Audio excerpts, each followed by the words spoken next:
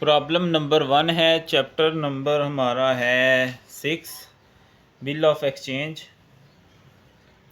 Affan sells good to Ajan. Afan ने अजान को चीज़ें बेची हैं 20,000 की on 1 April 2022। He draws on him bill for 3 months. अच्छा, ये उधार होता है आमतौर पर, जिसमें उसने उधार उसको दिया है। विच अजान एक्सेप्ट, उसने वो जो बिल बनाया उस पर उसने साइन कर दिए। एट मेच्योरिटी, जो भी 3 माह का जो टाइम था उसके बाद उसने बिल ऑनर कर दिया। और जो ऑनर का मतलब होता है पैसे दे दिए। ठीक है, तो शुरू करते हैं। आपने इस तरह उन दोनों का जर्नल बना लेना है। जर्नल जैसे जर्नल एंट्रीज हमने पीछे पढ़ा था, ये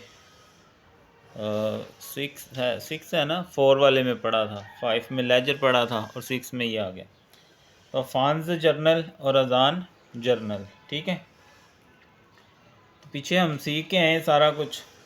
अब अफ़ान ने बेचनी है और अजान ने ख़रीदनी है। ठीक है, तो अफ़ान जब चीज़ें बेचेगा तो इसके पास क्या आना था, कैश, लेकिन कैश नहीं आया बल्कि उधार चीज़ें गई हैं। तो जब बच्चों उधार चीज़ें जाती हैं तो आपको पता होना चाहिए कि क्या हिसाब होता है। थोड़ा सा जूम और कर दो, थोड़ा सा। ठीक है, अब चलो। तो अब चूँकि सेल हुई है तो सेल आपको पता है क्रेडिट होती है। जब भी हो सेल क्या होती है, क्रेडिट होती है। लेकिन दूसरी तरफ कैश आना चाहिए था, लेकिन उसने कैश नहीं दिया बल्कि उधार लिए हैं। तो जब हम उधार देंगे तो कैश ना आए तो उसकी जगह उस बंदे का नाम आ जाता है फिर। ठीक है, तो यहाँ हम लिखेंगे अजान्स अकाउंट। ठीक है, कितने की चीज़ें हैं, 20,000 की। 20,000 से डेबिट, 20,000 से क्रेडिट। अब चूंकि उधार गई हैं तो नरेशन में हम क्या लिखेंगे,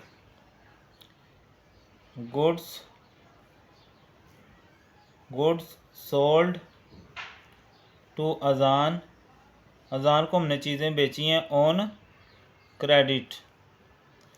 ठीक है, अजान को हमने चीज़ें उधार बेच दी हैं।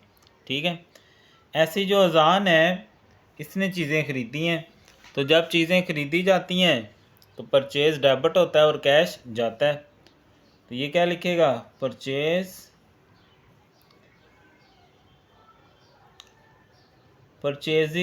Account debit. और इसने कैश नहीं दिया, उधार लिया है, तो ज़िम्मेदारी आ गई ना, लायबिलिटी बढ़ गई। जब लायबिलिटी बढ़ती है तो क्रेडिट हो जाती है। और वो किससे लिए हैं, अफ़ान से, अफ़ान्स अकाउंट। ठीक है बच्चों, हमने पढ़ा था ना, जब हम परचेज़ करते हैं आमतौर पर कैश पे, तो कैश जब जाए तो क्रेडिट होता है।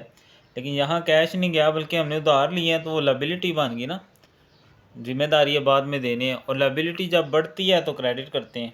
और नरेशन में क्या लिखेंगे, नरेशन क्या होती है कि हमने क्या किया, उधार चीज़ें ली हैं, उसको इंग्लिश में लिखना है शॉर्ट करके। तो हम लिखेंगे goods purchased on credit. Goods purchased on, कि हमने उधार चीज़ें खरीदी हैं, कितने की, 20,000 की।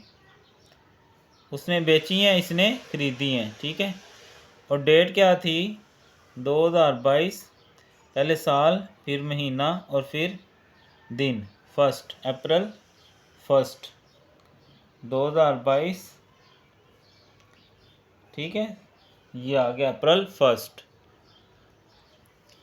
उसके बाद जो दूसरी एंट्री होती है बच्चों, वो ये होता है कि ये इसने वो बनाना है बिल ऑफ एक्सचेंज और इसको भेज देना है। तो क्या डेट है, ही ड्राज बिल और, ठीक है, ये सेम डेट पे ही होता है। यहाँ भी अप्रैल 1 ही आएगा, साल दोबारा नहीं लिखेंगे, वो ऊपर लिखा गया है। ठीक है, तो अब इसके पास बिल आया, इसने बिल एक्सेप्ट कर दिया। तो अब एक तरह से बिल एक्सेप्ट किया, मतलब जैसे कैश जाता है ना, तो इसका जो बिल है ना, वो इसके लिए वो क्रेडिट होगा। ये जिम्मेदारी थी अफ़ान, अफ़ान ख़त्म कर देगा उसका, ये उसका नाम अब ख़त्म कर देगा, अफ़ान्स अकाउंट।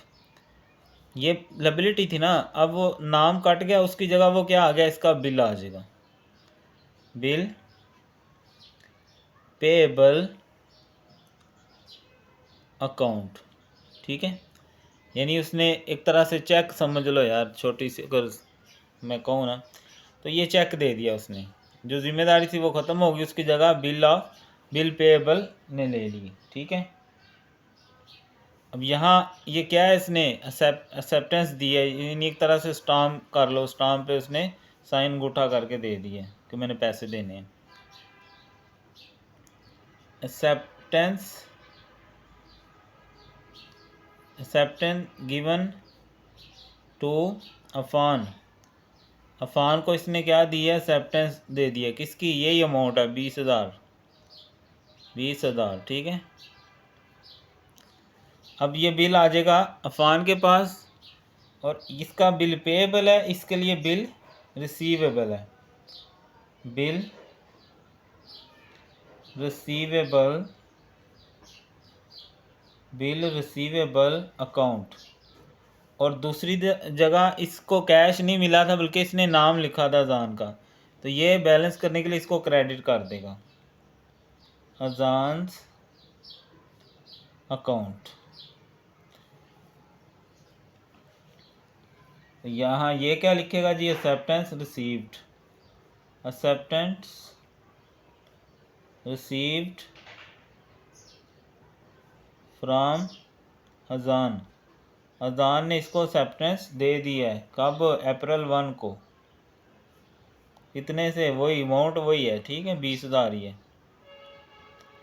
ठीक है बच्चों, पहले इसने सेल की, कैश नहीं आया, बल्कि इसने उस बंदे का नाम लिख लिया खाते के अंदर, और फिर जब इसने बिल ड्रा करके इसको भेजा, उसकी एंट्री नहीं होती, इसने ये क्रेडिट किया था परचेजिंग में, डेबिट करके बिल पेएबल उसकी जगह रख लिया, इसको भेज दिया वापस। ठीक है, इसके पास अब वो बिल आ गया है, और इसने इसका नाम अंदर से काट दिया। ठीक है, लो जी, तीसरी डेट होती है जी कि वो पैसे मिल गए हैं या डिसऑनर नहीं मिले या कोई और मसला हो गया। ठीक है, वो आगे आगे जाएंगे। पहला सवाल बिल्कुल सिंपल है, अब इसने पैसे दे दिए। ठीक है, कब दिए, अच्छा बच्चों 3 माह का था, तो अप्रैल मई जून 3 महीने गुजरे, जुलाई शुरू हो गया, जुलाई 1। लेकिन यहाँ बिज़नेस में ये रूल होता है कि ग्रेस डेज होते हैं, 3 दिन ज़्यादा करके लिखा जाता है, इन 3 दिन ज़्यादा दिए जाते हैं। ठीक है, तो चौथे दिन लिखा जाएगा जुलाई 4। अब इसने पैसे दे दिए, इसका कैश हो गया कम, इसने कैश दे दिए। दूसरी जगह इसने बिल एक्सेप्ट किया हुआ था, वो बिल ये अब क्या हो जाएगा, इसका ख़त्म हो जाएगा, लायबिलिटी थी ना, लायबिलिटी जब बढ़ती है तो क्रेडिट, और जब ख़त्म होती है तो डेबिट। ये इसने डेबिट कर लिया, और इससे कैश चला गया, तो कैश इसने क्रेडिट कर लिया, कितने से, 20,000 से, 20,000 से। ठीक है, और ये क्या लिखेगा जी, बिल पे कर दिया इसने, बिल पेड इन कैश, इसने कैश में वो बिल क्या किया है, पे कर दिया है, और इसके पास कैश आ जाएगा, तो इसका कैश हो जाएगा डेबिट। और दूसरी तरफ इसने बिल रिसीवेबल अपने पास रखा हुआ था, उसको ये क्या कर देगा, credit, bill receivable account credit. और ये क्या लिखेगा, amount of bill received, amount of bill received, कितनी, 20,000 रुपये। ठीक है ना, यही अमाउंट है ना। लो जी, ये था हमारा सवाल जो हमने हल कर लिया।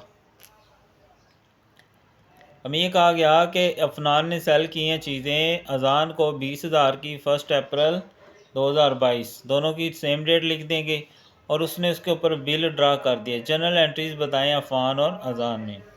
इसने चीज़ बेची, सेल क्रेडिट हुई, और दूसरी तरफ पैसे नहीं मिले तो उसका नाम लिख दिया।